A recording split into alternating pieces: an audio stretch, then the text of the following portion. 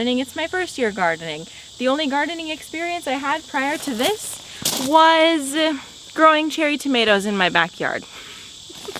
So there's that. But okay, I need to make a tomato cage.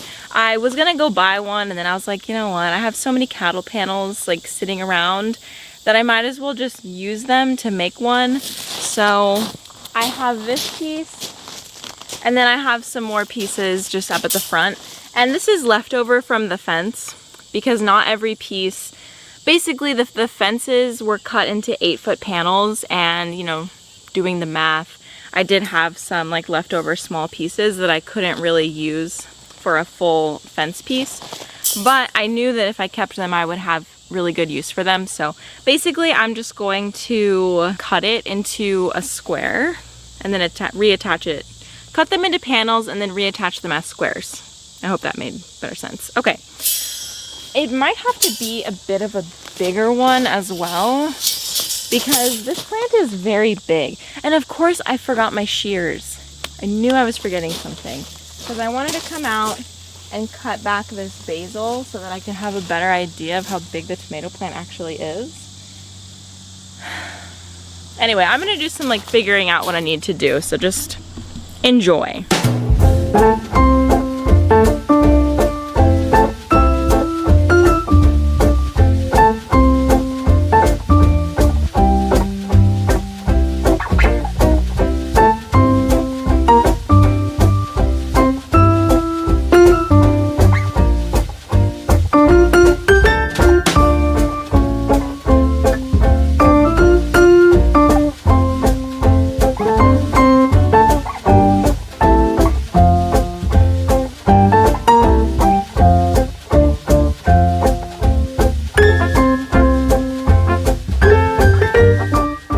Alright, so my tomato cage is up, and this is probably the strongest tomato cage of all tomato cages. It's very sturdy, and the plant is very big. It's bigger than I expected. Like, it goes all the way up to the top here, so that's nice. It's actually 2 plants I discovered. I forgot that I planted 2 tomato plants, like, I don't know, 6 inches apart, which was very silly. Another thing that I'm learning is that I didn't spread anything out. So everything is like packed really tightly. Anyway, there's lots of green tomatoes on here, and now I can actually see them. But you know what is so exciting? My pumpkins are really growing in. I have quite a few pumpkins to show for, and I'm very excited. That white pumpkin though, you guys remember when I showed you the white pumpkin? Okay, it hasn't gone any bigger. It's been like several days. It's the only pumpkin like it. So I don't know if I like planted something like, I don't know, a random seed got in that wasn't supposed to be in there. But anyway, the rest of the pumpkins growing in look like that. Just like a regular old pumpkin, and they're so cute. I have a bunch of them growing in, at least 4 or 5, which is really cool. They're all like under this canopy of leaves. I still can't find any other watermelon. Like, I really think there is a singular watermelon growing right there. Right there.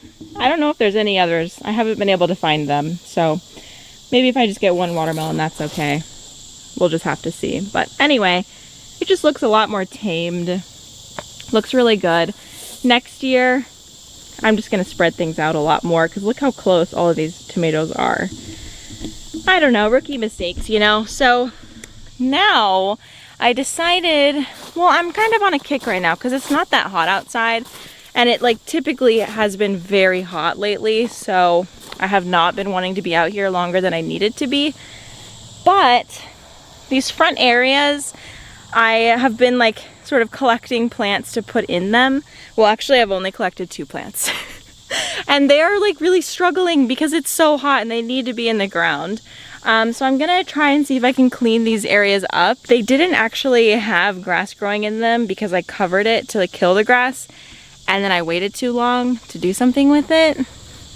And now the grass is growing back, which is great. So I'm just gonna clear it as best I can, like use my weed whacker to trim down the grass really low. And then maybe get my landscape cloth out here again and suffocate the grass again. I don't know. I feel like I need to like till it to like put plants there because it's like super compacted ground. Like it's never been planted in, obviously. So I feel like I need to like till it. I don't know, man. I really wanted to build like garden beds out here using, you know, wood. Just garden bed, boom, boom, boom. But like just for like flowers and stuff, not food, because it's outside of the cage. So maybe I'll actually just do that. Like just prepare it to start doing that so that I can start planting some flowers, because I think fall is still a good time to plant where it's not like super, super hot, but it's enough time for the plants to like root in and like get ready for winter. I don't know. I think that's going to be my project.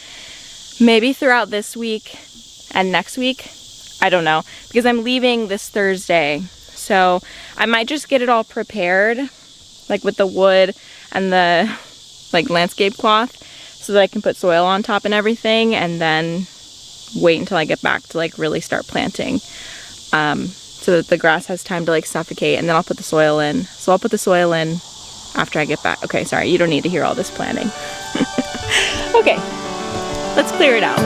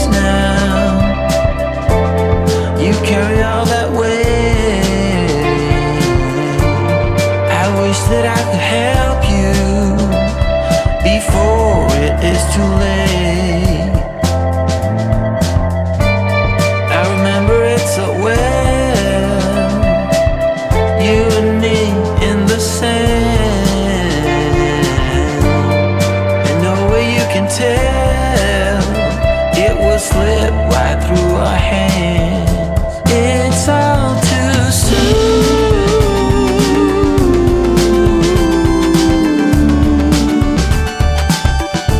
It's all too soon.